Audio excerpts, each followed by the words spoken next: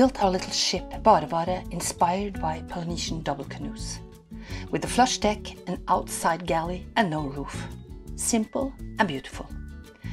Our ambitious plan involves disassembling our little ship, carefully packing her into a container and sending her on a cargo ship across the ocean to Tahiti in French Polynesia, nearly halfway around the world.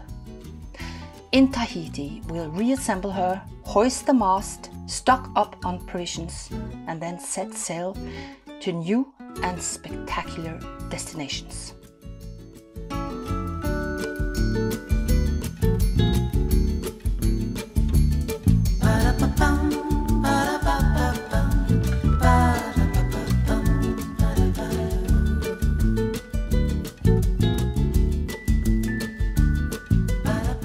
As soon as we move BareBare to Fredrikstad, we notice a shift in the tribe's vibe. Less laughter, less fun. So far we have enjoyed productive, enjoyable and fun work sessions in Jan's workshop. The four of us were all dedicating 5 effective hours every Saturday, and we constantly achieved good results. Between each Saturday, Leif-Erik had done well planning for the next Saturday, and everyone knew precisely what to do after the compulsory 11 o'clock hot chocolate at Jan's lunchroom. However, as the project relocates to Fredrikstad, it requires that 3 members of the group have to travel 1.5 hours from Oslo each weekend. And for some reason, the group dynamic changes. Every big project has its ups and downs, and we now realize the downs is about to arrive. It arrives quickly and it hits us hard. There's not the same enthusiastic and smiling faces to be seen.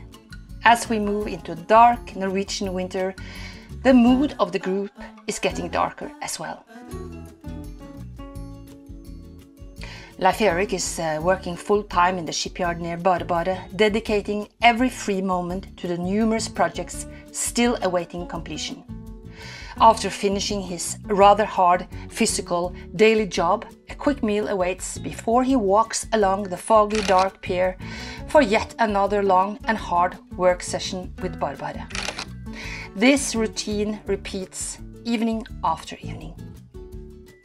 Meanwhile, I manage my publishing company from Oslo, focusing on producing books about sailing. I arrive by train every Thursday evening, quickly change into my work clothes and manage to fit in a short work session. On Friday, while Leif-Erik is at his daily job in the shipyard, I handle various tasks such as carving, varnishing and painting. And in the evenings, we both engage in boat work. And the cycle resumes early Saturday morning, week after week. We're feeling the strain in our bodies and perhaps even more so in our minds. By around 2 o'clock on Saturday, the last 2 members of the group arrive from Oslo. They smile with what we suspect is a hint of guilt, while our faces express exhaustion and disappointment. Leif-Erik, who have been doing all the planning, is realizing that we still have so much work to do and that the group isn't putting in enough hours. I can see he is worried while trying to hide it. But that's not all. We realize that our plan to ship BareBare to Tahiti isn't what all the group members really want. Suddenly new suggestions are being discussed. Why not keep her in Norway? We have a nice spot by the museum area in Oslo. Another idea is Greece.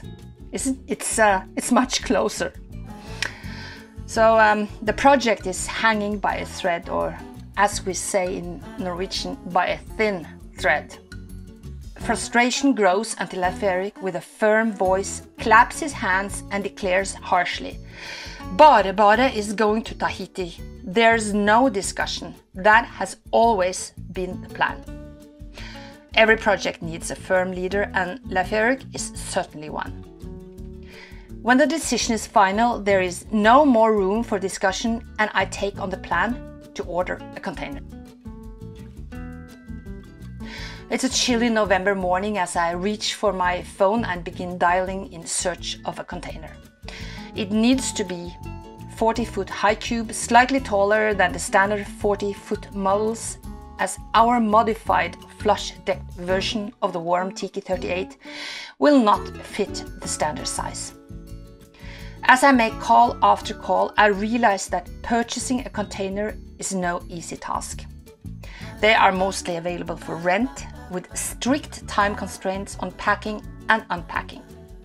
However, our plan requires more flexibility and more time. I'm getting worried.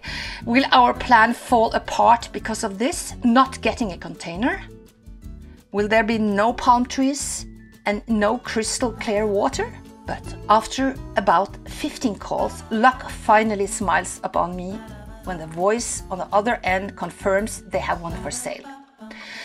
We strike a deal and I promptly pay the 30,000 Norwegian kroner bill, now short of $3,000, but the proud owner of a container. I am very happy, and for sure I try not to think about what to do later in Tahiti with a huge empty container. A few days later, the container is delivered and placed outside the massive boat garage. The container arriving is a striking wine red shade featuring a yellow name sign, Karo. As we open Karo, the container, we exchange surprise glances. It appears much smaller than anticipated. Can we possibly fit 2 hulls, 4 large beams, a mast, a dinghy, 2 outboards and several other items into this seemingly cramped space? Locking eyes with Leif Erik, I ask, is it really big enough? It looks very, very small. Memories flood back to our weather-bound days in Cape Verde, where Leif Erik carefully crafted a charming little cardboard model of a catamaran and a container. The model fit perfectly inside the tiny cardboard container. And now, ultimately, I choose to trust Leif Erik. I have to. However, I see a bit of concern in his eyes and wonder if he might be praying to the gods of sailors. His blue eyes silently plead, "Please let it fit, please let it fit." But the time to find out if BareBare fits has not yet come.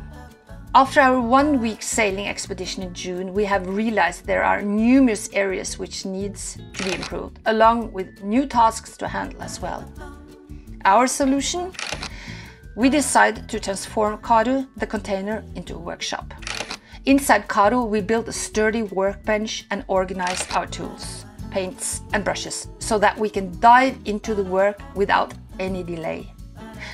Or can we? There is frustration in the group which we have not managed to solve. Leif Erik and I decide to clench our teeth and move on. And we, the 2 of us, set an important date. December 1st is our deadline to start packing the container.